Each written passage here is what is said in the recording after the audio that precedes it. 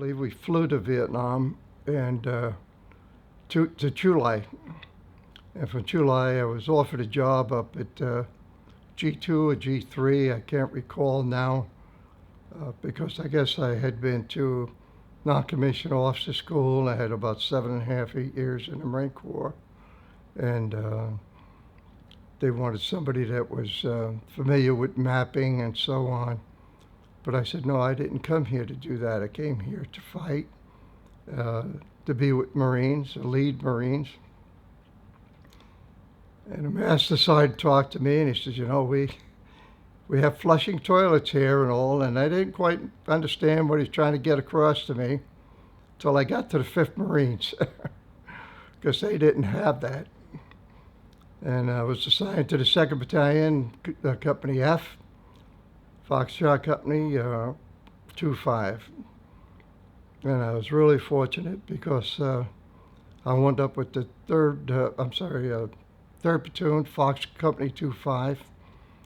And that company had been training together back in the States and came over as a unit. In addition, all of 2-5 trained together in the United States as a unit at Camp Margarita, Pendleton, Camp Pendleton.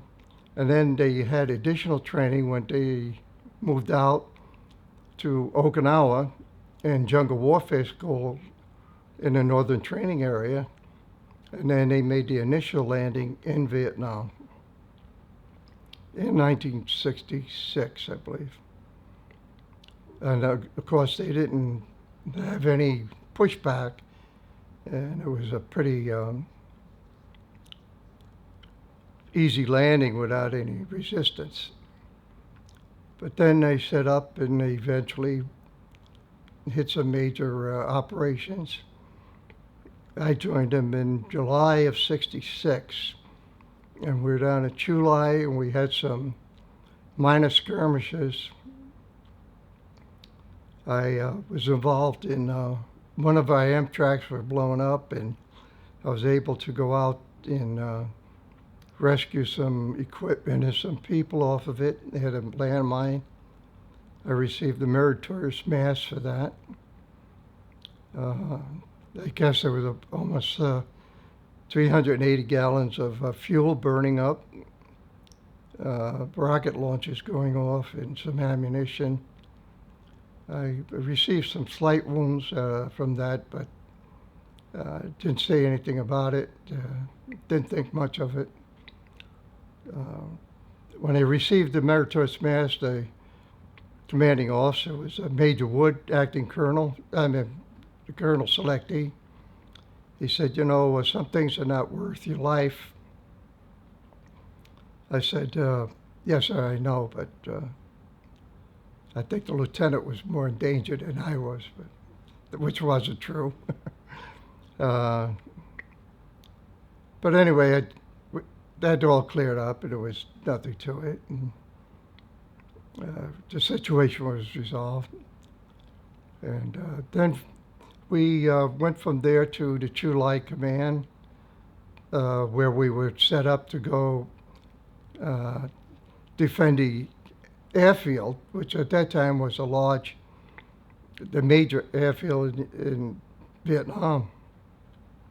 We were there about 2 days or 3 days, establishing or rebuilding bunkers and defensive positions. And we got orders to move out to the DMZ.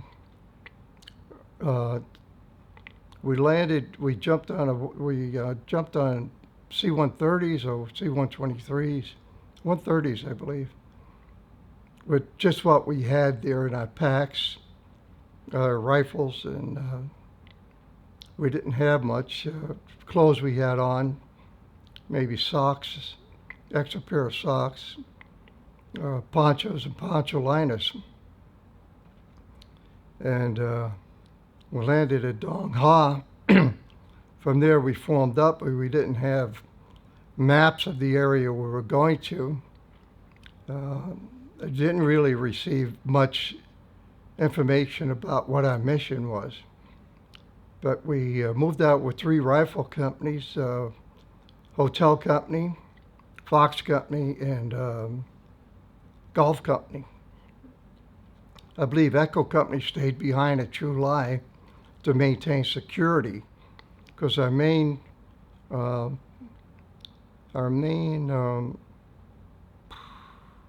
camp actually was on Hill 69, which I never saw again. So anyway, we started walking west towards Laos and Cambodia, not in a straight line, of course, but in a secure kind of route. We didn't meet too much resistance, but we did meet some. And then we got up into the mountains after several days of walking in a northwesterly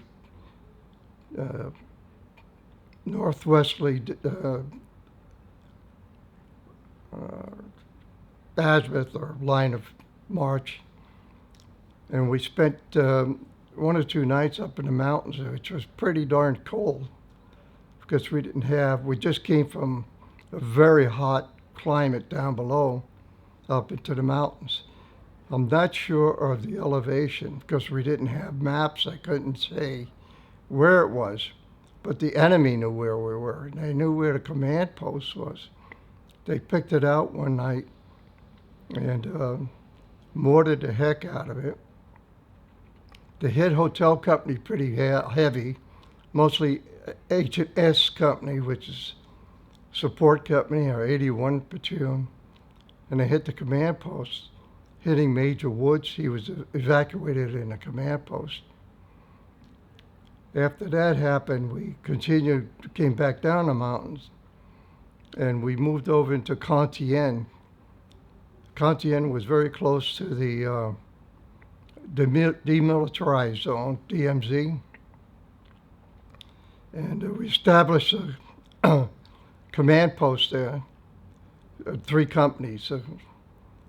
We had no tents or any kind of shelter. We dug foxholes, but the Vietnamese RFs or PFs were on the hill.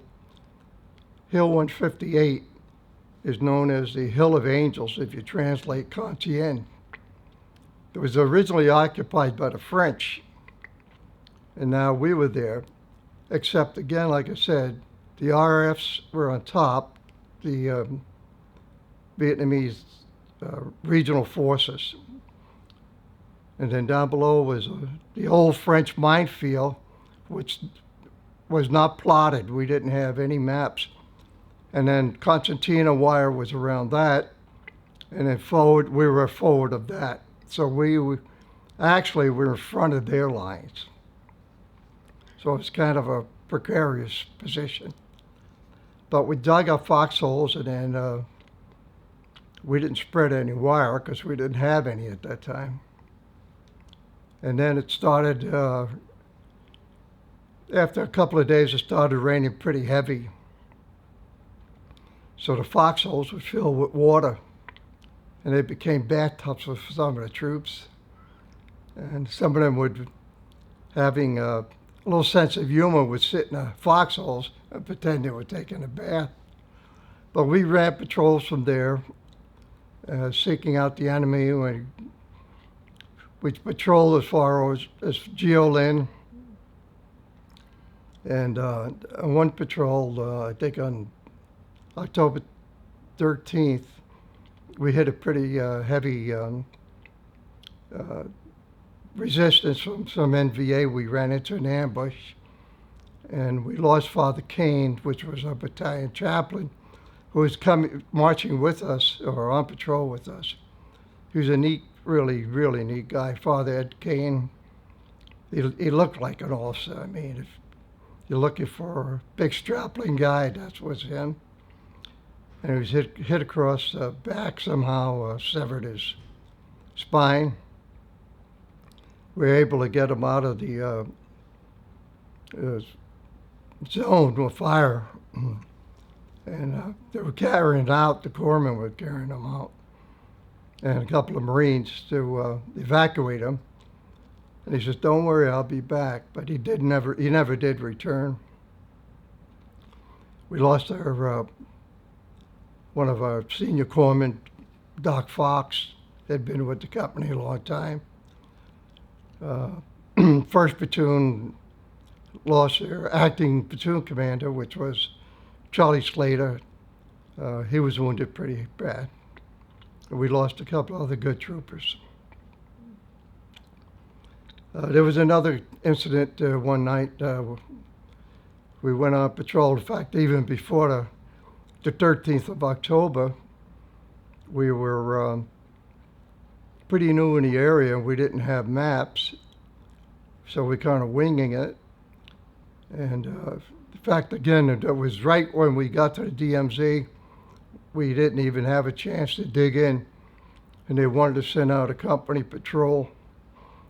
So they sent Fox Company out, and they sent us out to a place called the Agricultural Center, which was, when we saw it by daylight, it was unbelievable to me. It was all like somebody had taken a transit and laid out all this farmland and real neat lines to grow crops and everything. So it must have been done by the French, and they called it the Agricultural Center. Later on, I had gotten a map and I could see that.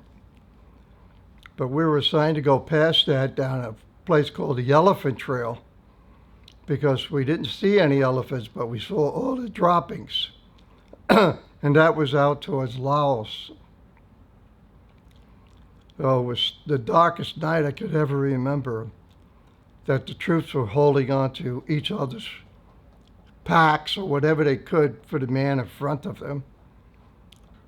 So we got to a distance down the trail, and then back of us we heard some shooting, and that was the first platoon. We didn't know what was going on, but they had some action back there with some NVA. They ran into their ambush, and they would be able to annihilate a few of the NVA. So now we were more concerned, and so we went forward a little bit more and decided we had a good ambush site. And the captain at that time was George Baguette.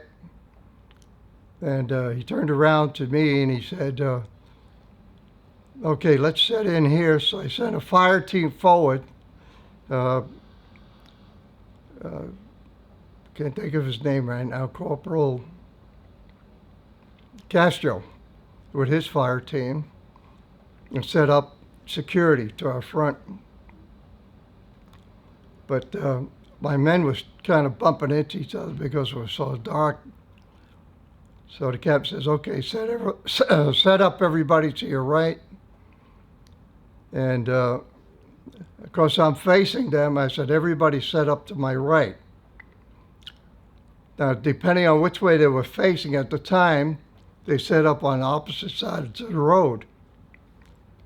So I set up, and the captain set up, and he called me up. He said, he says, "All the men set up?" I said, "Yes, sir." This is which way they facing? I said, "Like I said, to the right." He says, "Which right are we talking about? Your right or my right?" He says, "Let's have everybody get back up on the road." We got back up on the road. We realized we were facing each other. So that was bad news, but it was so dark. Years later, we could laugh about it, but that night we could not laugh about it. So we got everything straightened out. We all did get on the right side of the road. As we're doing so, my security is still now forward. And Corporal Stone lets loose with the M14 on automatic, and there was about 4 NVA that walked right almost into his muzzle when he let loose. It was so dark. Killed 3 of them, and the 4th one must have ran back to Hanoi at a rapid pace to report to Ho Chi Minh that what was going on, even though it was about 200 miles away. But now I had to get back up out of the road and get back up to where my security was and search the 3 dead NVA. And the packs didn't reveal too much other than some maps and food, and I really don't know what their mission was at that night, because they evidently were no mood to talk at that point. They were dead. So we stayed a little longer, but we had what we call H&I fires, harassment and interdiction fire from, I believe it was the battleship New Jersey coming in from their 16-inch guns on us. And they were delivering heavy clods of dirt all over us besides shrapnel. So the skipper tried to get it called off several times. And the word kept coming back, you have one more in the way. Now, if you look at these guns and you understand what they shoot, the rounds are about the size of a small Volkswagen. They're about 2,000 pounds each. So they're pretty heavy. And they, I think, create a hole about the size of somebody's basement, depending on the size of your house. So it's pretty interesting night, to say the least. We had no stars out, no moonlight. It was just a terrible night. Couldn't wait for it to get over. And finally, we had to move again because we were compromised. They finally got the 16-inch guns called off. Everybody, believe it or not, was pretty quiet after that, but we had to move because we felt it was compromised at that time between the 1st platoon and 3rd platoon, my platoon. Our 1st platoon stayed behind to protect our perimeter that we left. So we just relocated that night, and we were glad when we could see the daylight and move back into Con Thien. Then later on, of course, on October 27, we lost our Padre, and that was a bad thing. We moved on later to another operation into Gio Linh, or close to Gio Linh, and that was pretty odd one day, because we walked into the village, or moved through the village, and everybody was praying. I didn't realize there were so many Catholics up there. I always thought everybody was Buddhist. I was pretty new in country. The briefings we got were in staging regiment back in California weren't as accurate as I'd like to have been. Because those people were in country early. I don't think had seen a lot of action. I was made to believe that we were fighting VC, Viet Cong with old French rifles, which didn't turn out to be quite accurate, because the people, Marines I seen fall, a lot of them had head wounds, dead center, between the eyes. And I knew that wasn't an old French rifle that did that. Anyway, we moved into Gio Linh, and as we moved through the different hooches, as we called them, where the Vietnamese lived in these little shacks or huts with thatch roofs, they were sitting on their beds, these wooden slat beds, praying. And I realized the way they were praying, they were Catholic. And then moving further around the village, there were no young men, all old people. And we moved further out of the village, looked like the whole world opened up fire on us, and there were a lot of North Vietnamese in the trench lines around the village shooting at us. And then we hit the deck, returned fire, and then got into the trench lines and routed them, killing as many as we could. We took minimum casualties that day. I went forward and came upon a church, Catholic church, with the wall, one of the walls was blown out of it. Maybe one of our mortars or 105s, Hausers or something, shooting a mission. And I went in the church and I was surprised. There was an altar there, and the church was made out of concrete and everything in the middle of a jungle almost. And I was wondering how they came down this far with cement bags and made a church and all that. And it made me realize these people were more industrious than I had been led to believe. They were good workers, strong people, for little people. They built this really nice church. Of course, the wall was missing now. But the French had accomplished something, I think, in Vietnam during their era, too. Anyway, from the North Vietnamese that we had killed, or I killed, I found some North Vietnamese money, and I left it on the altar there and left. Then we moved on our mission, and we went back to Con Thien. And this was pretty much just what went on during our 3 months there, but it rained almost every day. And the days that it didn't rain, the heat was unbelievably hot. So I think finally maybe we might have gotten a CP tent for a command post maybe or something. Our company gunnery sergeant was a great guy, Gunnery Sergeant Jones. He's a Korea vet and kept count of everything. Arrogant, mean, SOB, but a beautiful man. He always took care of the troops. The water, which was more important than even food. Made sure we had gotten water when came back from patrol, even if it's late at night. Made sure we had sea rations to cook with. I remember one day I was up at company command post to draw rations, and a new lieutenant reported in. He was with the captain. He always took care of the captain. He was like glue with the captain, just took care of him. Captain George Baguette.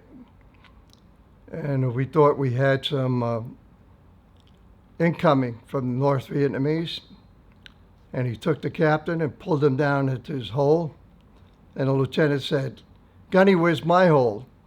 And the gunny said, "Lieutenant, you're standing in it. All you have to do is take the dirt out of it." He was really a witty guy.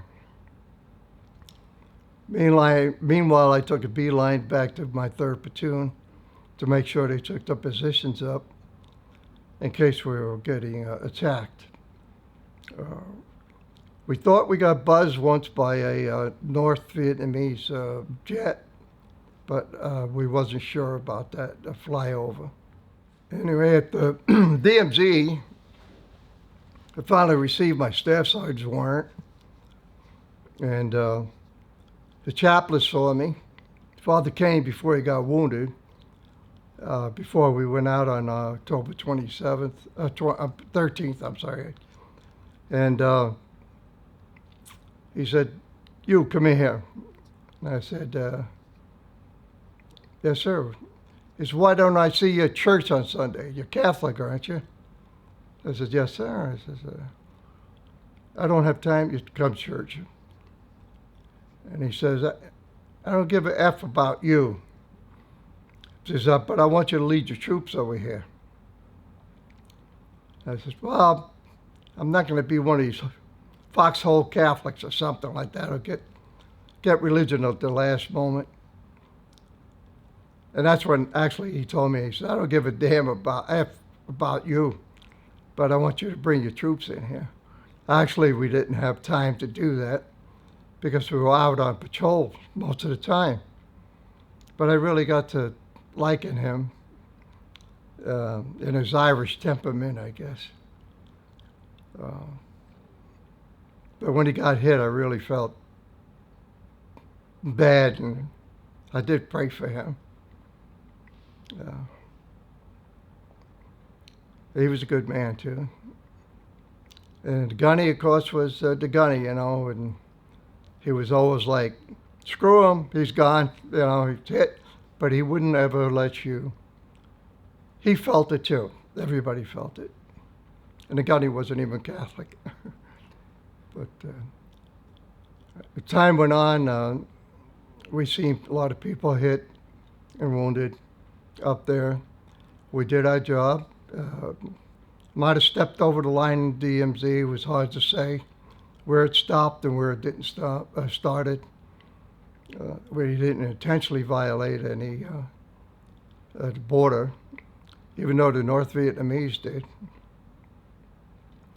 After 3 months, we were operational conditional, OPCON they call it, to the 3rd Marine Division, even though we were 1st Division. But anyway, we finally ordered to get out of there, and I think we somehow got back into Dong Ha, and we got on C-130s or C-130s, and you could smell the odor of bodies have been transported. There's a certain odor about when somebody had been dead for a while, or they, in that heat there's a stench about it. They decompose quickly. And those planes had, at least the plane I was on, it had that odor in it. So we flew to Da Nang, and then we had to transfer airplanes or to C-130 Caribous to fly to An Hoa, because the C-30s could not land there then. So we flew in by these smaller airplanes. And we landed at An Hoa, and we really had no place to stay there because we were relieving the 7th, I believe it was 1-7 there. So we immediately went out on patrol because they didn't want that many people inside the wire. And it was raining there too. So initially, I think we were out for 1 day, then we jumped off on Operation Mississippi up in the mountains. Supposedly, there was a second NVA division or something up there. It was always the same thing. They were bagging rice or had bagged rice from the harvest for food. And our mission was try to find it and bag it and bring it in. We were out several days, and we did find it, big stashes of rice. We bagged as much as we could. It rained constantly, and the rest we had to blow in place because I think they got tired of sending helicopters in. So again, we returned to An Hoa. We went out, one of the biggest operations I think we had together was on Operation Tuscaloosa. And both captains, Brigade and Captain Doherty, did not want to fly into this area on the north side of the Sancto Bound River into the Arizona area. They'd rather walk in because the choppers were going to be noisy in area and whatever. I felt it was maybe giving us away too much. I don't know. But it was across the railroad tracks. Remember, we went east and then going up north into a village called Thien 1. We headed north and then crossed the rivers. And we took up our positions. I'm not sure where Hotel Company was. They may have been a little bit northeast of us. And then Captain Baguette asked me to take my platoon out and set up for a night ambush, which I did. During the night, Hotel Company made some contact. They either had an ambush out and the NVA were probing them. And he said, I think you ought to bring your men back in and reinforce our lines. Well, I really didn't like moving at night again because then I'm vulnerable. I'm not me personally, but my platoon is. So I said, Skipper, and I really believe this, that I think if we stay here, if Hotel Company just had some contact, I think they'll come this way. And I think we get some. Well, he thought for a while. He said, now bring them on in. I said, okay. So I brought everybody in. We reinforced the lines. Then he said, would you put a fire team back a listening post? So I took a fire team. I remember Spragley, he was a good man. And I asked him where to go, where we were back out. And he was out for a while, quite a while. And was a good while later, he called me and he said, Sergeant Marengo, he says, I'm coming in. I saw him. I said, wait one, and let me get to the lines and make sure they don't shoot you, you know. Because generally you go out one way and you come in another way. But he took his fire team and he made a beeline back, and I just got, and I only had to take a few steps to get to where he was coming in. And he came in and he was huffing and puffing and he was pretty scared. I said, what happened now? And he says, sir, he says, I put my head up over the bush and there was an NVA. He looked at me and I looked at him and we just went split ways, you know. So, and I remember he had a gold tooth, Spragley. He was a good man, but I could understand his fright and I'm surprised somebody didn't shoot somebody. But he was supposed to be a listening post. His job was an ambush. But I thought I was right in leaving more men out too. I think we would really tripped a good ambush that night.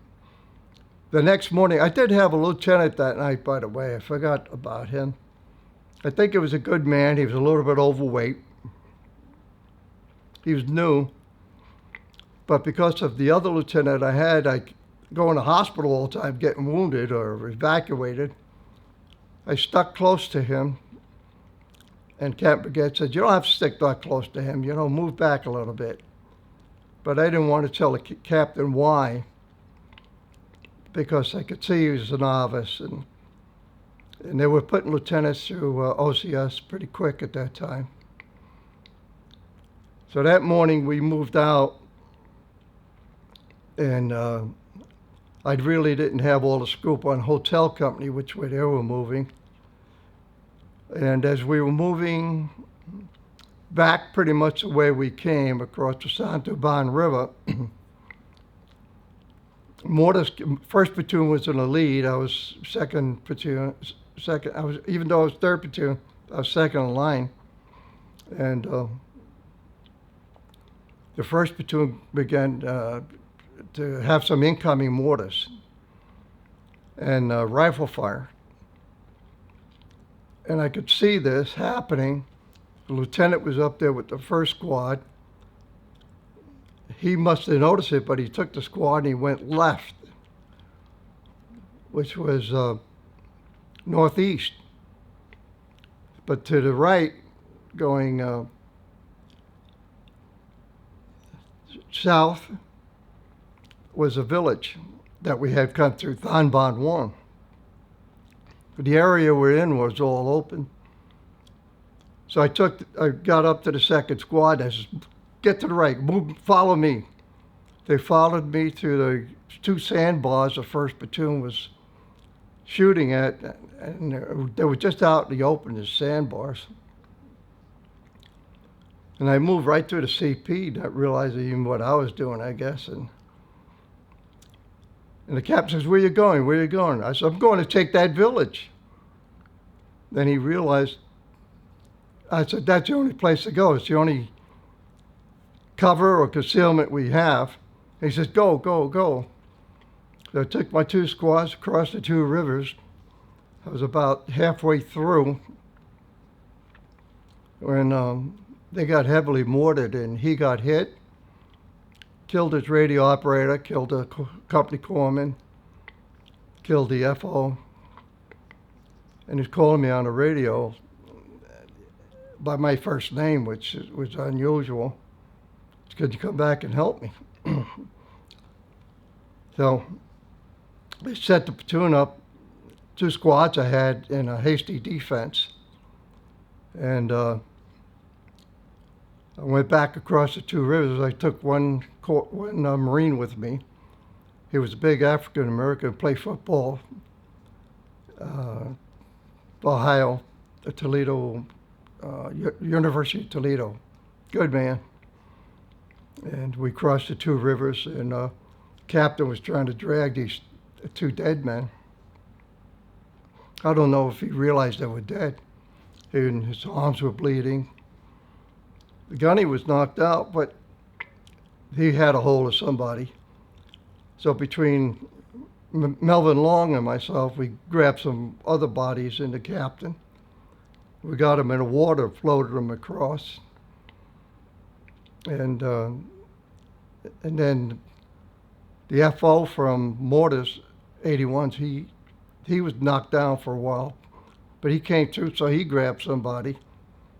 And first platoon, they picked up some, and they came across with us. So we set up a hasty, we set up an LZ and set everybody up. I had snipers caught up with me.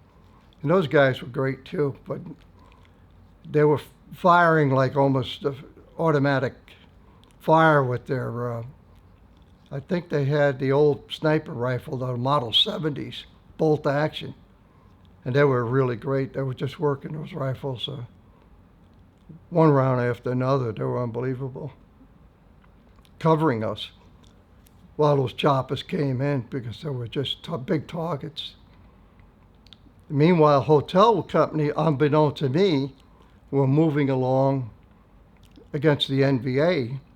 The NVA was moving, trying to surround us, trying to cross over and like an envelope cover us. I didn't notice initially until you look at the map and realize what the hotel company's doing, what the NVA is doing afterward. At the time, I wasn't thinking about that. I only have 2 squads. I'm thinking about my men here and getting the hell out of there. So I'm in Thien 1. We got the skipper out. The gunny's got the CP, what's left of them. So I knew I have to move out of here now because they start mortaring the village. So I get on this little path. I'm moving east now, east in a westerly. I'm moving on a westerly direction. And then I move back east a little bit, and I make contact with the NVA. So I get my men right away in a wedge position formation. I lose 4 guys right away, all headshots. So all down, we're all shooting. I asked the gunner, I says, can you get the first platoon to do an envelopment around me, and I'll cover them and get some of this heat off my back. He moves around to my left, Staff Sergeant Henderson, and he takes 6 dead right away. So we're bringing down whatever we can from fire. Hotel companies, by this time, was flanking on our right across the river. But they had to have a really good sniper there for those headshots. I took down one good man I had that was one of my squad leaders. He was only a lance corporal, but he was a terrific guy, Joseph Whalen. He was from Panama, and he lived in Boston. A very neat guy, and spoke Spanish. He was shot in the chest, and the corpsman tried to save him, Doc Donovan. He tried to resuscitate him, and made a patch and did something to try to resuscitate his lung. So he really worked on him, but he couldn't bring him back. Jimmy Myers was in machine gun. He was shot in the head. Had another man, and I don't know what happened. I can't even remember his name now, but he kept pointing to his chin. And I, in a low position. I said, what's the matter? He said, my chin. And there was a round protruding from his chin. I could see the end of it. Let's get back to the CP, get back to the gunny. I forgot his name. I just don't even remember it. It must have been a spent round or something. Lucky. And I took another guy out, Robert Bell, moved undercover and low ground, and got him in a trench line I was in after I low crawled out. He was shot in the arm. A bullet came across his chest, and we had a small pocket on our vest, flak jackets, and he kept some Marlboros in there and shot all the filter tips off. He didn't realize he was shot in his arm, his elbow, bleeding. And he says, oh shit, my cigarettes, like that. I was thinking to myself, pal, you got more to worry about than that. Let's get back to the LZ, get back to the gunny. He'll get you out of here. I hadn't seen him for like 30 years after that day. And he called me up one time and he says, I don't know if you remember me, but I was in your platoon, and I knew right away by the voice, and I said, you're Robert Bell, you're part African American and Japanese, and you shot on January 26, 1967. He said, damn, you do remember me. So he was a good guy. And then another gentleman was another Marine. He was shot right in the helmet, right square in the helmet. At that time, I didn't know the bullet had spun around and went out the back, but he was out front, and he was screaming. I said, shut up. The fire was just redirecting back in on us. I said, shut up, and I kept crawling out closer to him, and I said, just shut up, I'll find you. And I found him, and I grabbed by the arms. I was moving back, a low crawl, moving back slowly. And I got him into the trench line that was there. I kind of hated to remove his helmet because I thought this whole side of his head would be missing. And I took his helmet off, and he had a welt alongside of his head. And he said, "Oh, my head, my head." And I knew he'd be all right then after that. But he must have had a tremendous headache, and I can't blame him. I said, "You're going to be all right. Don't worry about it." Later on, he had rightfully so nightmares and so on, and I was pretty hard on it because I didn't want him to be a basket case after that. I don't know. I'm not a psychiatrist, so maybe I'm not right or wrong. But I see him now, and he's better. So I don't know if I didn't want to baby him at the time. But the poor guy, he stayed with the platoon, and he went through another very hard time in Vietnam when we lost half the company on June 2nd, primarily because of some orders we got from a colonel that was very bad. Not our commanding officer from 2nd Battalion, 5th Marines, but a colonel that were OPCON to, operational condition. And the other faulty thing was the rifles didn't work. The M16s were just issued. And they blamed everything but the M16. The government, somebody in the government, I guess, was covering it over. They should have worked by the design, by Stoner. I think I trusted his design, but they made a bunch of revisions to it from what my understanding was to save money. But it didn't work. It shot one round, we were like fighting with muskets. But that's another story later on. Anyway, the same Marine was caught there and almost lost his life then. But he's alive today, and his family and his children served in the military, and how he let them go in the military, I'm not sure, after almost being killed more than once, but twice. So I'm proud of him. Anyway, through that battle, pulled those 4 guys out. More than 4, I guess, that day. Wounded, but I lost 4. Then the lieutenant caught up to me with my 3rd squad. And while all this has happened, there was extra captain and hotel company that was going to take over. And so he broke through the jungle there. He said, "Where's your CP?" And I thought, hey, what am I looking at, Rama from the jungle here? And he came over with a fire team. I said, how the hell did he do this? So I just, they're back there, you know. So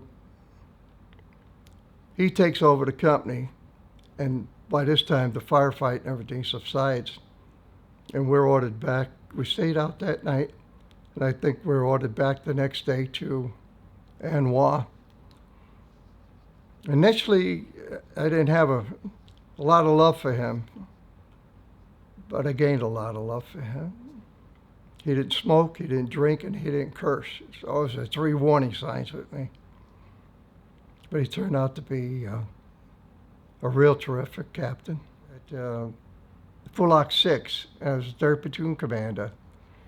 And I don't know where we came in from. And Captain Graham had a briefing. And Captain Graham was very precise. And he gave you a briefing, and I wrote everything down. And he said, if you have any questions, ask me now. So we went outside, and I just met this lieutenant. New lieutenant was our XO. He had been in the rear at military police for a long time and squared away. And I thought his name was Tex Craig, but it was Rex Craig.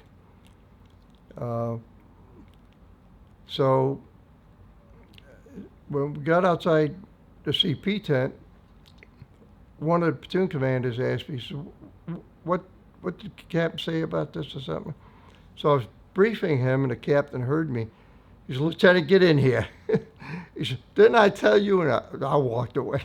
So I went down to my bunker, and it was very funny. Just before this, the captain stopped this whole convoy that was bringing beer to Anois for the battalion. He says, your troops can buy any beer they want off this truck. And the truck driver didn't want to sell it because he wasn't supposed to. And the captain says, they can buy anything they want, which was odd for the captain because he didn't drink. He says, but they better not be drunk. Most of them bought soda. Anyway, I bought a little beer, and I was down to my CP, and the XO came down, and he said, can I go out with you tomorrow? I'll just be the XO. I won't get in your way. You're in charge. And he was telling me about, he was from Oklahoma, or I think, or Texas. I can't recall now, but he went to school in Texas, and he married this blonde lady, and he showed me a picture, and I don't think they could have children or something. And all this one night, he says, I was in the rear for 6 months, and I got to hurry up and get my Bronze Star, Purple Heart, and just kind of thing.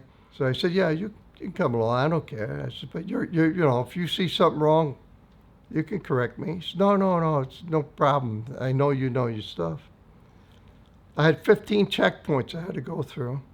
Every checkpoint I went through, that means every position I was supposed to call in, I was being shot at.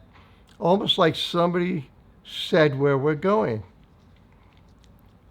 But the captain wanted me to go to this little oasis, which would have given me a 360 view, but it put me in a bad position because it pinpointed my platoon, 3rd Platoon. So I finally got there. After all, I was getting a little bit tired of being shot at. I also had the FO with me, Lieutenant Joseph.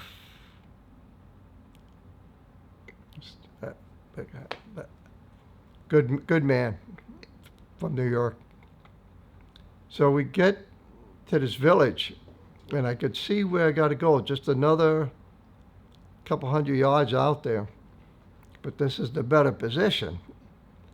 Why is it the better position? Because I've got a 360. I'm in the village. I've got more coverage where I can move around, and I'm pinpointed out there. I have no maneuverability out there. I'm just a tight spot. So then the lieutenant says, XO, executive officer, XO. He said, I was just looking at this map, and I said, no, I know, Lieutenant, over there. He says, well, I mean, that's where the captain, I says, yeah, I know that. But I've got a better defensive position here.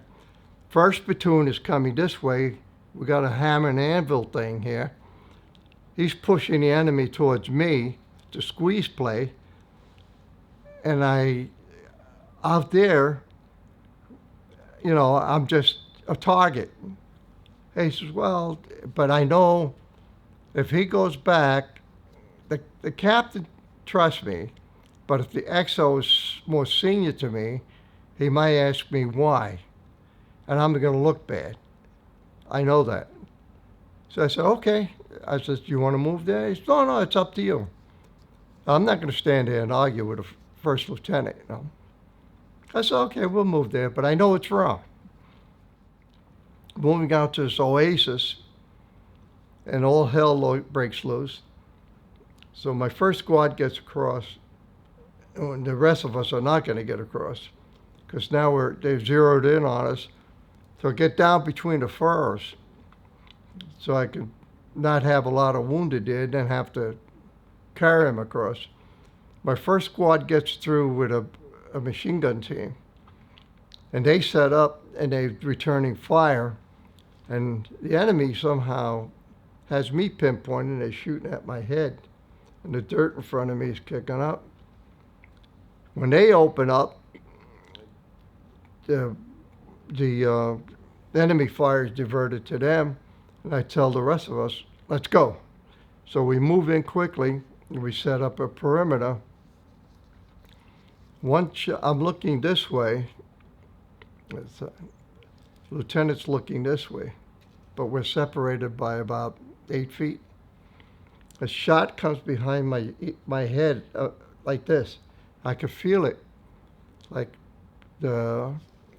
maybe some bushes like this, not even this thick. I could feel them in my neck. So the bullet comes by me. I don't know the lieutenant's hit until the corpsman says, the XO's hit. Now he was looking this way, so the bullet comes in his head like this and comes out this side. So I crawl over there and I see he's in white, but he's alive. I said, call for medevac with medical assistance aboard. Probably my mistake, because now everybody gets on the radio. Why? What do you want medical assistance for? I said, I need medical assistance. I don't want to say the XO was hit. So battalion, it goes to battalion for some reason. They want to know now. The skipper needs to know. And it relays to me, the first platoon is not here yet. They're still pushing if they can get any enemy over here. So finally, the traffic is continuing about who's hit. Finally, I said, okay, it's Fox 6-5, I think, Foxtrot 5, meaning the XO. So they sent a bird out, but I think maybe a corpsman's on it, maybe. I don't think they sent a doctor. But the first platoon is there by that time. They set up a couple of machine guns. They had a mortar team. They had our mortars with them too, so that helped. Lieutenant Joe Stanger, he's got some artillery coming in there. I tell him where to put it.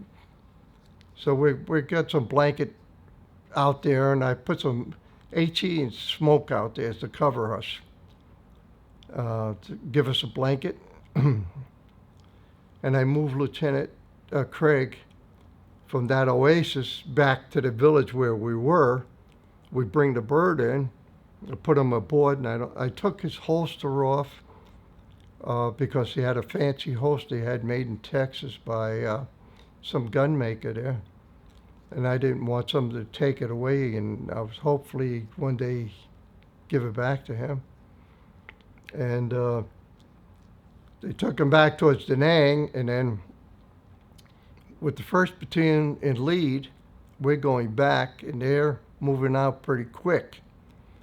So now I'm getting shot at, my platoon, being tail end Charlie on the way back. The lieutenant is trying to get some coordinates to shoot at, and I point to his map, and I said, right here. And he sets in some HE, some 105s, and they're shooting out there. So I got back to Fulak 6, it was a Liberty Bridge, and when Captain met me, and he said, Lieutenant Craig died on touchdown, when meaning the helicopter landed at either Charlie Med or wherever they took him. I said this was his holster, so on, and I really felt bad. We went on and had some other skirmishes and operations, Dixie and Liberty and so many others, and firefights. I was the platoon commander, and we got into operation. We were called out for. This came back from some, I think, stack arms, and we had 3 days finally. Dr. Feedy. We're on one county fair, and that was like a med cap, or where they go out and conduct the Vietnamese and fix their teeth and cut cysts out and everything. But we go out and we secure the area. So I had an area to secure. Then I'm just moving into this area, my area to secure. And a shot rings out, and I got 3 guys wounded. Bomb. But I only hear 1 shot. And everybody staggered. Just as, I check out the area, come back, okay, I want you to move your squad in, I tell the squad leader. But 3 guys fall.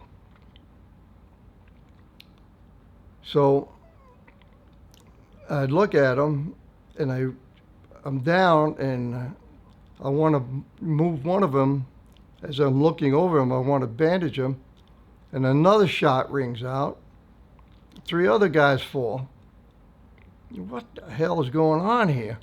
She shoots at where I am, trying to shoot at my head, I think. And the same guy I'm leaning over gets hit again.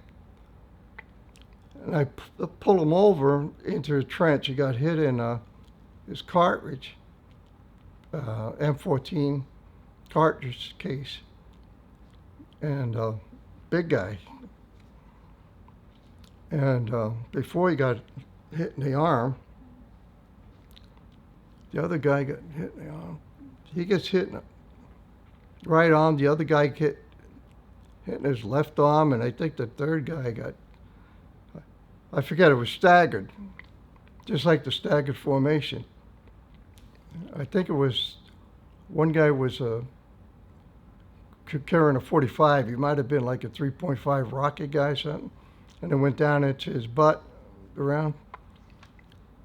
It was all odd. I really had to sit down and think about it later that night. Oh, and one of them was a sniper. They got hit. So I quickly set up, and I'm calling mortar fires coming from across the river. Call artillery strike, at least to set up smoke to cover us. And I tell the squad leaders, because we want to set up in a clock position to cover our area. And we got that set up, but I'm wondering, how the hell do I take 6 wounded? So the FO was with me also, forward observer for artillery, and he's standing up behind a rock like this with his field glasses. He gets hit underneath the arm. The bullet spins around to his back and severs his spinal cord. Holy mackerel. He turns white as a sheet. So I get him down on the ground, and I have my radio operator calling for a medevac from him. Meanwhile, I got somebody crawling up on me, and I said, "There's Dr. Vitti. The doctor shouldn't be here. He was supposed to be back by the battalion command post, which was an Amtrac that day."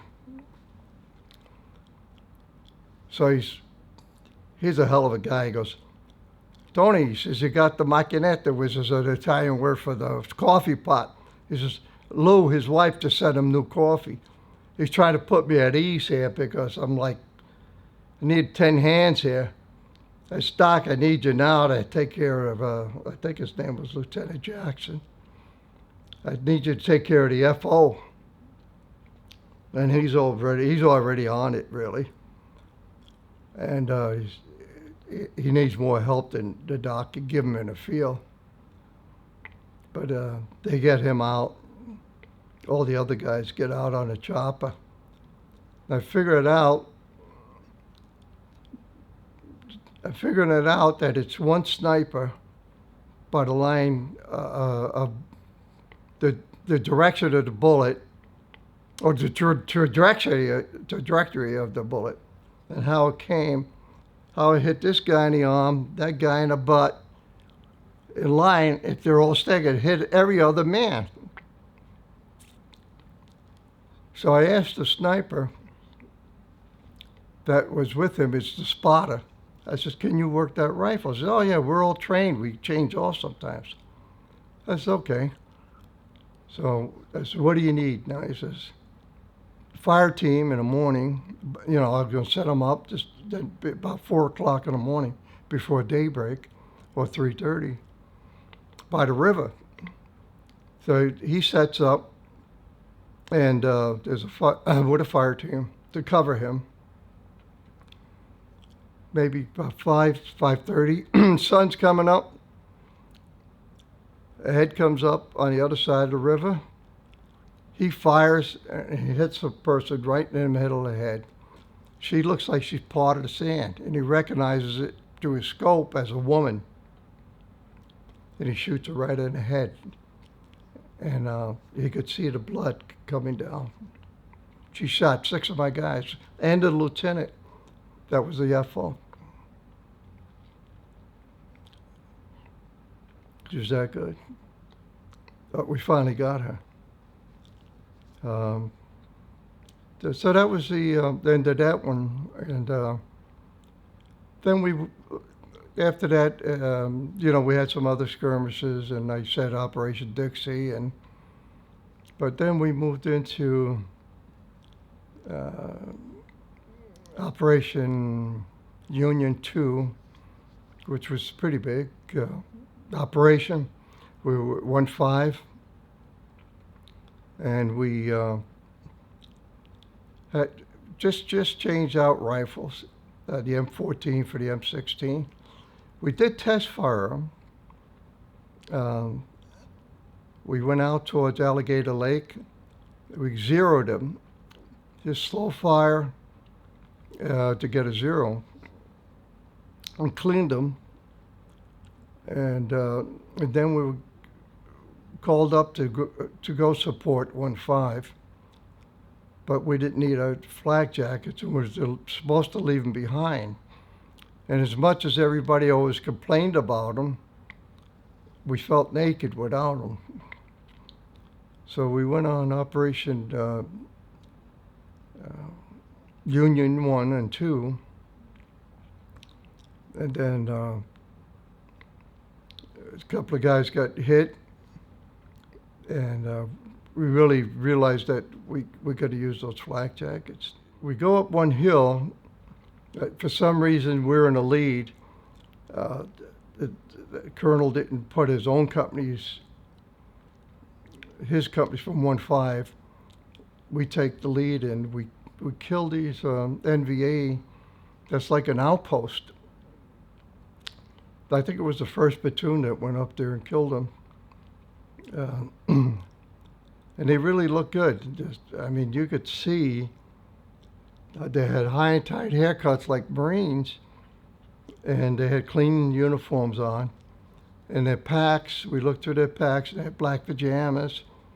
I'm not quite sure if that was to escape at night, or look like farmers, or the part of their issue, or what it was at that time. But then the colonel ordered us to move out across this really, really big rice paddy. I mean, thousands of yards in a clearing. He says Delta Company, 1-5, was under fire. And it's already had a reputation as dying Delta because they had gotten a lot of skirmishes already. And the captain was very, very knowledgeable.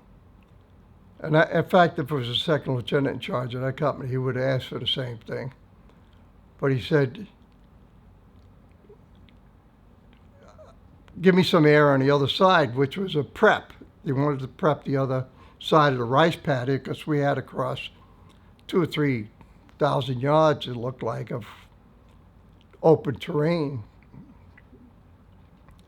And the colonel refused him. And he said, you have 81s on call. 81s are good for about 2,000 meters. But we saw this, everybody I think in the company could see a trap here. But for the colonel's position, he couldn't see it. He could see his map, but it didn't mean nothing to him. And the captain never would argue with you. If I said I saw 10 VC, he said, what are you doing about it? If I didn't say I was in the attack, I got 30 guys, or 40 guys. He says, well, there's only 10 of them. You better be in the attack. I always told the captain I was in the attack. I wouldn't say nothing. But this is the first time the captain was not arguing. He was tactically right. So he says, let me have a fire mission to prep the area of 105s. The colonel said, no. He says, Colonel, register me 1 round, which means is once you plot 1 round, and if it's right on target, it's easy to shoot a whole volley. And then you could shoot HE, which is your best round to fire. Or if you want smoke or another round, you could call it in from there, or you can adjust that from there, left or right, up and back. So from that point, the colonel said, no. You got 81s on call. I told you to move your company out now. If you don't move them right now, I'm going to put you on report. And that was pretty serious at that point. I never seen a captain like that. And that captain, you didn't have to say anything. I mean, if you said, you know, they were out there, he would go. But he knew tactically that area should have been prepped with fire, with air, with artillery, and if nothing else, at least register that 1 round.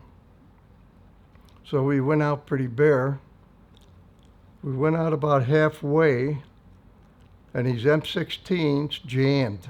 As soon as we got about halfway, the whole world seemed to open up on us. The NVA was not only forward of us, but they had cut the rye thatch and made mounds of thatch. They cut rice. They were hiding in them. We had a Kit Carson scout that was a former VC, and he came to our side. He's the only one who had an M14. He was shooting into them and didn't understand initially what it was, but he knew the NVA were hiding in these little haystacks, so to speak. So you could see them running out of them when he was doing that. But our weapons were firing like muskets. You fire a round, you try to chamber another round, it wouldn't chamber, they jam. So Marines would try to kick him, step on him to get the bolt back, or recycle them, or they couldn't do it. Most of them couldn't do it. But they'd be standing up doing it, and they'd be a target. So a lot of them were killed or wounded that way. Captain Graham said, get me out of here. So I was the reserve platoon. So I made the left flank. I was behind the rice paddies too, with the rest of them getting fire. But I was a little bit back of them as a reserve platoon. The only thing I could see is a little hill to my left, which had a lot of the enemy on it too. But I could see that was a way out. So I told Mel Long, see if you can get up there and get me a way out of here, and I'm going up the middle. And 3rd Platoon followed me to the right, say on my right flank. So I made that left. I had a platoon commander with me, and he said, I'm going back to the CP to take over. He already had the captain is dead. And I ignored him. So I was going up the hill. The guy on my left got killed, one of my Marines. And we were just receiving all kinds of fire. Mel Long tried to try throwing grenades up there. I could hear him. And he killed a bunch. So a lot of attention diverted to him. And he killed a bunch up there. I go up front and another one's killed. Another guy's wounded. I don't know really what's happening on my right because I lose contact with my 3rd squad. So finally we get to the crest of the hill, I have no second squad. The lieutenant left with the second squad. And I didn't realize this.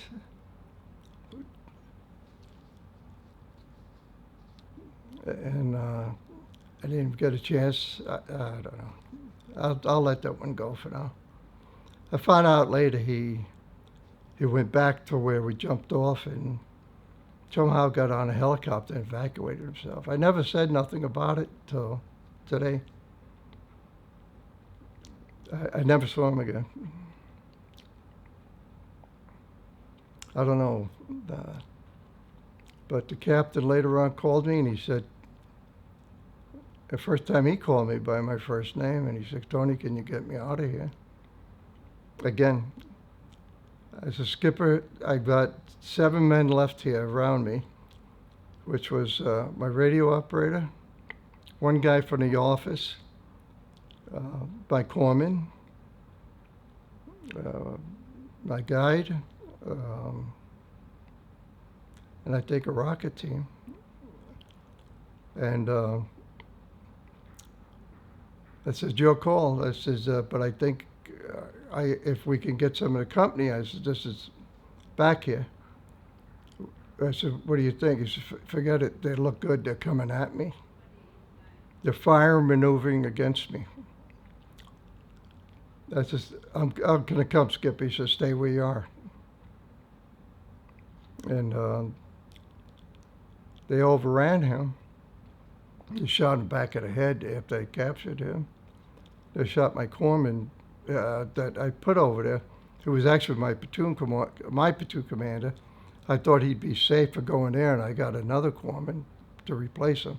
He was a senior corpsman, so I said, you go there, Doc, and you'll be safer with the command post. He wasn't. He died on his birthday. Doc Donovan, good guy. So I thought I was doing him a favor, but he got killed on his birthday. He stayed with the captain, defending the wounded. And the captain stayed, tried to get everybody out of there too. And he stayed with the wounded. But the world lost a really good, 2 good men, that Doc and the captain.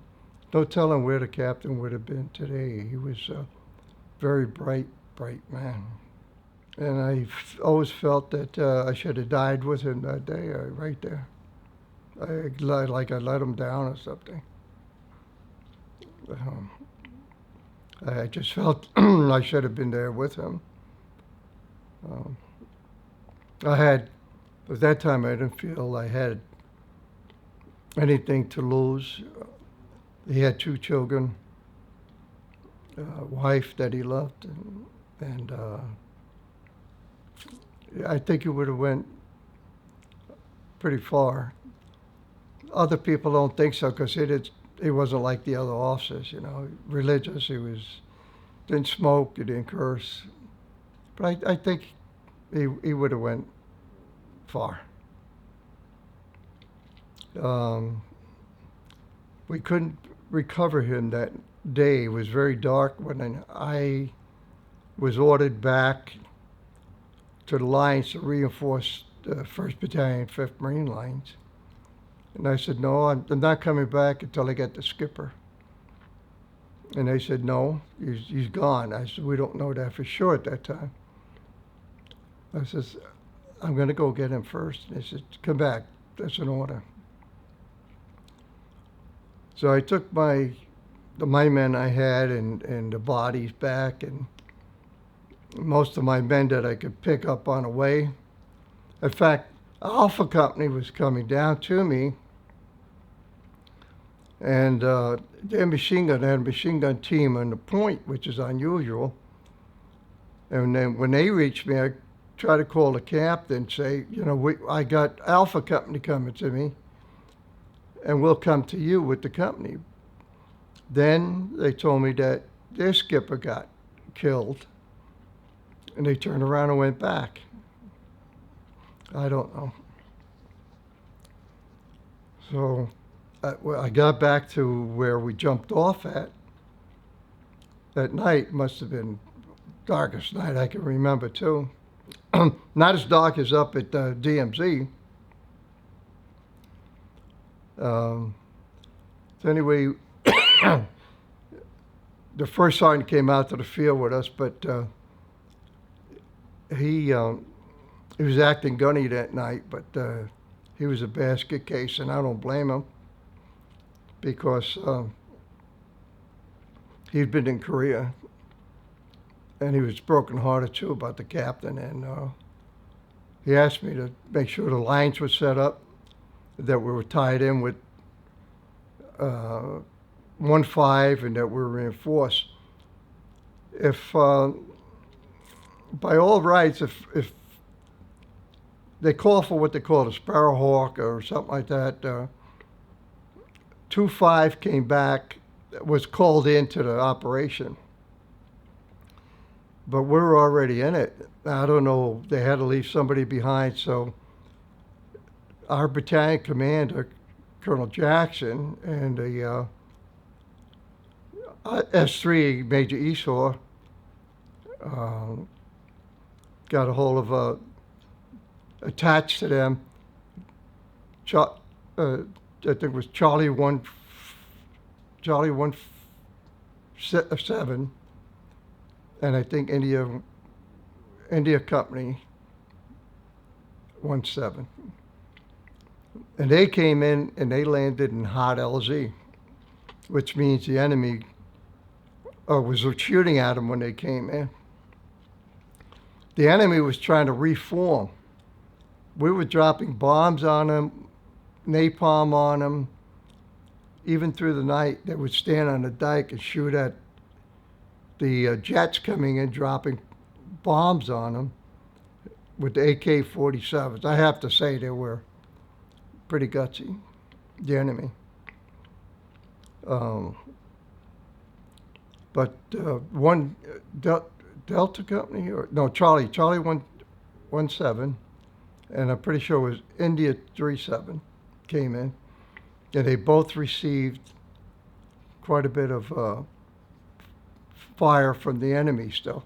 I think they were trying to regroup to attack us, because I said, I know they were going to counterattack that. They knew they had to hurt us bad that day, so we were weak in our lines. And I wasn't sure we were quite tied in correctly. There wasn't continuity in the platoons. I mean, we had a lot of guys that were basket cases or wounded, and their rifles weren't working right. Anyway, they did the best they can, and we set up that night. There was movement out front. The first sergeant said, shoot illumination. I said, no, it would throw a grenade. He said, no, shoot illumination. I fired illumination, and holy mackerel, we received a lot of fire. And he says, I'm sorry about that. So after that was grenades. But we had to be careful because we still have people coming in the wire that was our people. Finally, daybreak broke, and the dawn, and it was suppressed the fire. We could see if there was enemy or not. We felt more comfortable then. I was making a little sea ration coffee. I knew I was going to jump off again. Went off myself off a little bit, and Colonel General, he was Colonel, I'm sorry, Colonel then, was a regimental commander, came over. And he was a hell of a guy, and he came over, and I got up, and I knew he had a hell of a reputation for Korea. And shook my hand, and he said, "How'd you guys put up a hell of a fight? I'm sorry about your captain. He tried to make you feel better, but I didn't feel better. I just said, yes, sir, and stood at attention. I didn't salute him in the field, of course. Had my cup, sea ration cup in one hand, a coffee, and he says, "You guys put up a tremendous fight, and I'm sorry about your captain." We went in like 152 people, and maybe 64 of us walked out wounded. Most of them were wounded one way or another. If not, they were wounded in their hearts. And a lot of them were wounded mentally in their minds. But we went back out. We swept the area, and Colonel Houghton, very well known. He's passed now, but he's well known in the Marine Corps. Kenny Houghton. And we swept the area. We put the bodies in the ponchos and carried them out. Picked the captain up, and he was laying prone, and there was a little fog out there that morning, and he looked like somebody set a screenplay up for a movie shoot, and if like a John Wayne was laying out there, if you made a scene for John Wayne, solemn scene, and so we picked him up, put him in a poncho, and brought him up to the hill to be evacuated with the other deceased. And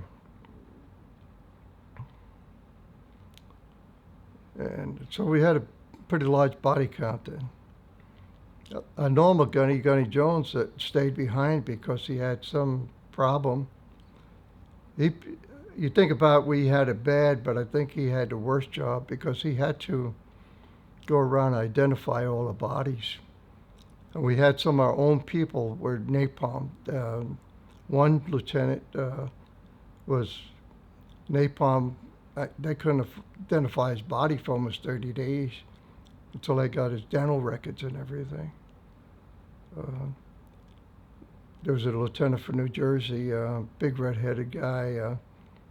I mean, you got to know these guys, and it's Marines and even the lieutenants, and he was just raring to go, and you get to liking him. You could see Lieutenant Kelsey was a real professional guy, and he was going to probably stay in the Marine Corps.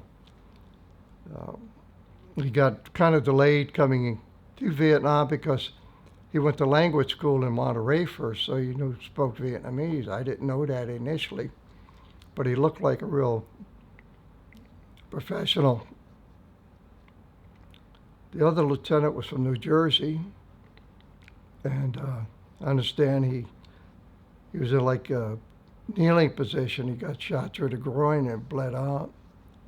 Nice guy from New Jersey. His name temporarily skips my memory. But there were so many heroic people there that day, like Mel Long. I recommend him for Navy Cross. He got it. And the first platoon had a heroic Marine machine gunner. Recommended, and I signed off on you needed 2 witnesses. He mustered the platoon together and held them together. His name escapes me right now. He's an African American too. I should say American. They're Americans first. They're Marines, American, and then if they want to use their ethnicity, that's fine. But they were Marines. He did a great job really holding that platoon together. And again, I didn't, with this interview, I haven't had a chance really to think about names and great people. There's another machine gunner. He just wrote a book, and why his name escapes me, I don't know. But he was pretty close to the captain, and he was able to conceal himself in the bushes. He took his machine gun apart and threw the pieces away, thinking that he would be captured and killed too. But I think he witnessed the captain being killed and almost said something, but there was nothing he could do. Later got out of the Marine Corps, and then eventually wrote his book. Why these names are escaping me right now, it's low pressure, I guess. But they're really some wonderful, wonderful Marines, and I think about them often. Their names sometimes escape me, and then at other times they just come to me like a flood. Like Joe Whalen and Mel Long, Ken Reynolds, and so many other great Marines, and Captain Brigette and Captain Graham, just fantastic leaders. Now, I was wounded slightly, and then 2 or 3 here and there, I guess shrapnel wounds maybe, and I didn't say anything about it, but when we got to Anwa, they sent me down to the gunny told the first sergeant about it. The first sergeant sent me down to see Dr. Vitti, and they took out some shrapnel, and they wrote up a tag, and I said I'd take it back to the company, and they said, no, these things get lost sometimes, so we'll just see that it gets to the company office. So I guess it did, because they sent me out of country and got me back to Okinawa, and I talked my way to stay in Okinawa for about 2 months so I could try to get back in country, but that didn't work. So I went back to Pendleton, and I got into the 27th Marines, and I was there about 2 months, and Way City was going on, just started up, and the 27th Marines went on a short operation up at like Pickle Meadows area somewhere, and it was supposed to be see if we're operational ready, but I didn't think the battalion was ready at all, because it was made up of a lot of wounded people, very new people, and I think we just weren't that ready. But as soon as we came back, it was 3 days later we got orders to go to Vietnam. But I already actually had 3 Purple Hearts, so it was really unofficially my 9th wound. And but the others were very small. I still had some shrapnel. I had deviated septum. I had shrapnel in my head. But I wanted to go back. It wasn't over for me yet. I think I had to get even. That never left my mind, I think. I wasn't even. So I went back with the 27th Marines. I was Company Gunnery Sergeant, Hotel 227. And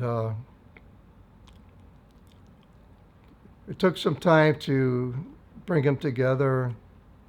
Had some good lieutenants. They overly aggressive sometimes. One of them lost his foot doing the wrong thing, unfortunately. But when they packed up to go home, I said I wanted to stay again. I extended. I went to division for just a short while, till I could work my way back to 2-5 was my what I wanted to do. I couldn't get in Fox Company, but I got to Hotel Company. At least I got to 2-5, and I had worked with so closely with Hotel Company. I was happy, and I reported to a Hotel Company. Lo and behold, was Captain Poulard there. I remember him when he was a second lieutenant when I was in 3rd Battalion, 2nd Marines. So I felt very comfortable with him as a company commander. A great time with Captain Poulon. We got the Marines running right. They're really great company. We had great lieutenants. Barry Broman was the XO. We got, when he left, I had Lieutenant Woolens. He was, I remember him getting off the helicopter after we were up on Operation Durham Peak. And God, that Marine was shot, I think 9 times, but an AK-47. His arm was behind him, like this. And the captain was going on R&R, and he just got off the helicopter, and I says, that better not be the XO. And he says, I think it is. I have never met him, but I only spoke to him on the radio. I says, he's only got one arm. They're sending me to walking wounded now. But he was a good officer. He was always doing something crazy, but he was a good officer. But some of the things he did was he made up the sign that said, when Ho Chi Minh died, we were on a guard protecting a bridge. He named it the Ho Chi Minh Bridge, Ho Chi Minh Memorial Bridge. And for some reason, I get these premonitions, because I would do something like that, but I get these premonitions. I said, I don't think I'd do that, Lieutenant. He said, yeah, why not? I just don't think it's a good idea. The one time the battalion commander comes out that way, I hear this Jeep screeching, brake screeching, crossing this bridge. And he comes up, I think our call sign was Laundryman 6. Terrible call sign, Laundryman. I don't know why not Screaming Eagle or some gallant name like that, some warrior's name. Laundryman. Anyway, Lieutenant, I think it's for you. He said, no, he wants to talk to you. No, I says, you. So he picks up, yes, sir, this is 6 actual.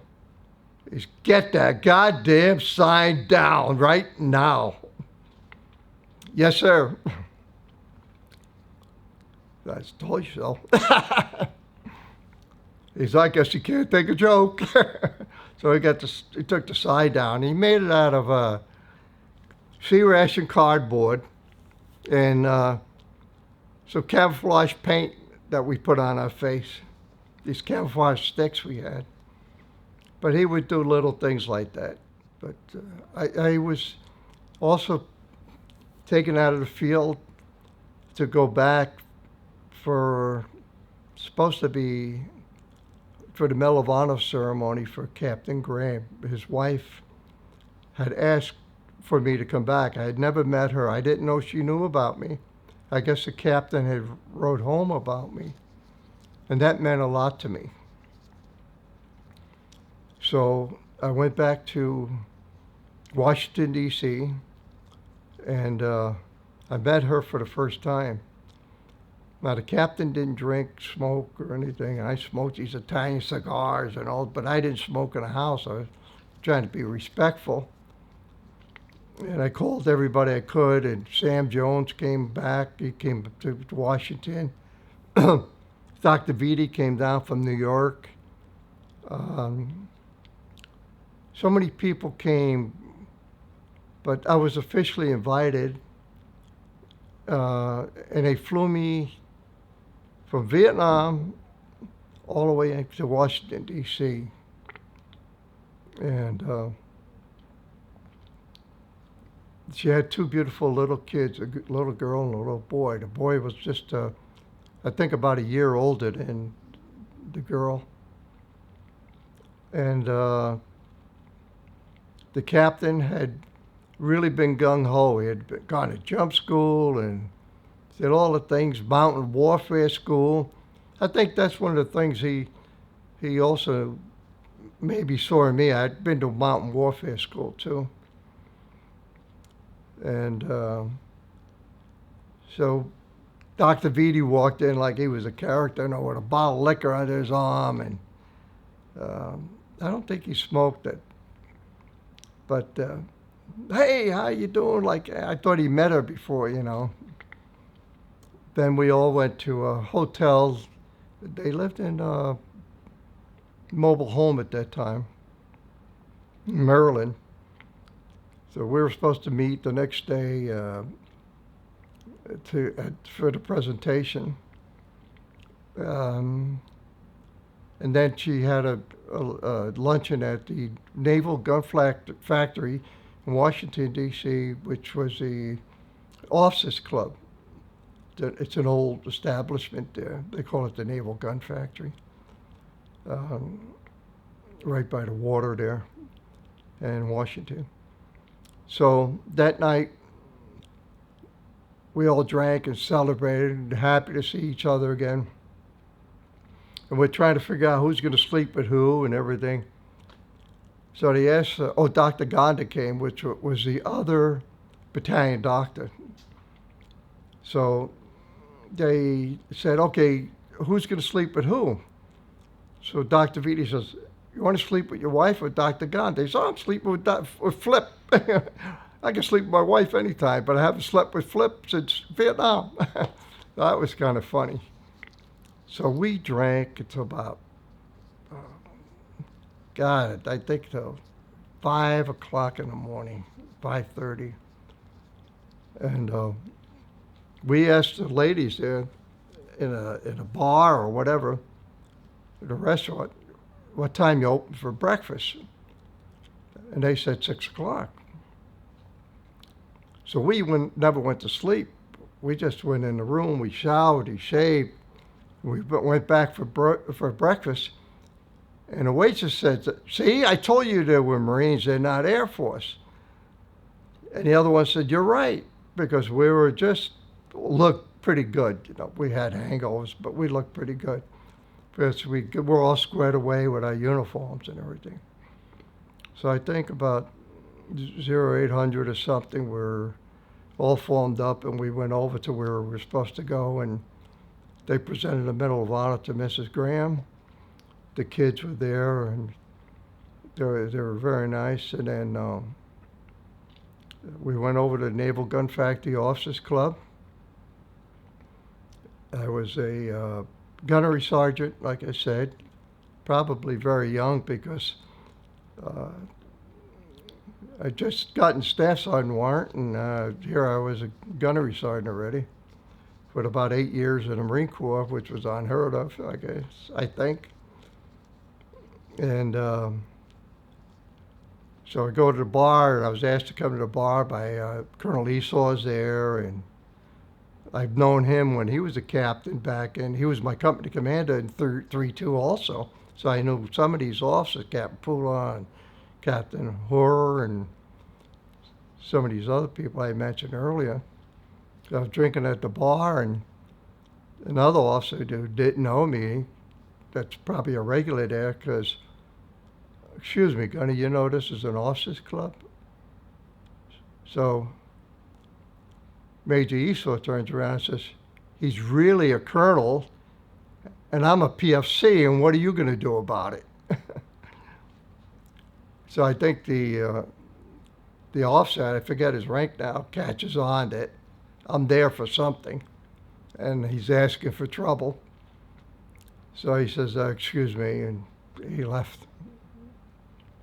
So after we have a couple of drinks there, which I didn't need, we sit down, and must have been 30 of us, so we had steak dinners and all. And General Houghton came in. There was a colonel for the 5th Marines, is now promoted to colonel, general, I think a major general. So I think he's sitting pretty close to the head of the table. Mrs. Graham is there, and the 2 children. And Dr. Vitti says, you know, Tony Marengo has to go back to Vietnam. Can't you do something for him? And he says, when do you have to go to back to Vietnam? I says, well, my orders say upon termination of the Medal of Honor, after the ceremony. So I guess tomorrow. This is October, pretty close to the end of October. He says, well, why don't you go back to January? I said, well, I can't do that because, he said, don't give me that. It's amazing. Get his serial number. That time we went by serial numbers, not Social Security numbers. Get his name and his serial number. Call Treasure Island, call whoever you gotta. He says, I don't want you back earlier than January. Go home and see your mother. So I said, I don't think I could do that. He says, you better stay home for at least 30 days. So I went home to New York to see my mom. I was kind of a little fidgety about this thing. I did stay home almost 30 days, and I flew to Treasure Island, where I was supposed to report to go back. But the first sergeant I had was the I&I at Milpitas, which was pretty close to Treasure Island, California. He sends a staff car to pick me up at the airport. And he takes me to his house, and you stay here for a week with me and my wife and my kids. I said, I can't do that, First Sergeant. I got to go. Don't worry about it. I'll call Treasure Island. So he calls Treasure Island and says he has me there. And I'm trying to get back to Vietnam. I got a company I have to run. So the night I go back to Treasure Island, I report in, and the poor duty guy, staff sergeant, I call him duty officers, even though he's a staff NCO, he says, you're late. I said, well, maybe you better call somebody, because I think I'm covered on this. By the rules, I'm about 40 days late, AWOL. So the duty officer comes to the captain. I think his name was Gonzalez, too. And he knows already who I am. So he says, just turn that date stamp back and stamp it. So he wants to keep me there. He says, how long would you like to stay here? I said, I'd like to leave tomorrow morning. He said, I don't think you should go that early, Maybe you better a couple of days or so. I said, sir, as soon as the plane's going back, I'd like to go back to my company. So I get out of there about the next 2 or 3 days and have a flight out of Travis that goes back to Okinawa. And from Okinawa, I go back to Vietnam finally. So I get back to my company. So I know, the great things that the Marine Corps could do for you. I didn't think these things happened, but they can do things for you. After I finished up with the hotel company and with the Fox company until February, my company commander was Terry Murray. Good man. I met him again at Quantico, in fact. He was a young lieutenant, Naval Academy. I think he moved up to Major General and he passed away now, but a very good man. And I stayed until April, and then April 71, and then they sent me back to Quantico, and I went to OCS as a first sergeant out at Camp Upshur. They had a couple of companies out there. I put a couple of companies through for officer candidate school. It was very rewarding. At first, it's not what I wanted, but I knew Colonel Ford found out I was coming in. I knew him from 1960 or something, former enlisted man that made colonel. So he read my name and he called the sergeant major up. He says, I see you got a first sergeant Marengo coming in. I was first sergeant then. I was sergeant major, I think. I was first sergeant, I think. Coming in, and he'd be a good man to send to OCS. So with that in mind, I think I got sent to OCS. And I went over there, and then I My CO there was Captain Dixon, Isaac George Dixon III, the former enlisted guy. But he was a good skipper. He was another good skipper. He was to me very hilarious in a way, but very professional. Like he'd ask me, First Sergeant, you think I could go to my son's football game on Saturday? My son's first football game. I'm not going to say, well, Captain, you know, we got a lot of things to do here, but sure, you can go. He was being courteous. He says, you know, it's proper to ask the First Sergeant. Got to have that rapport. But he was really a great skipper. Guy you'd probably want to go to hell for, you know, to fight, you know. He just had the right words, I guess.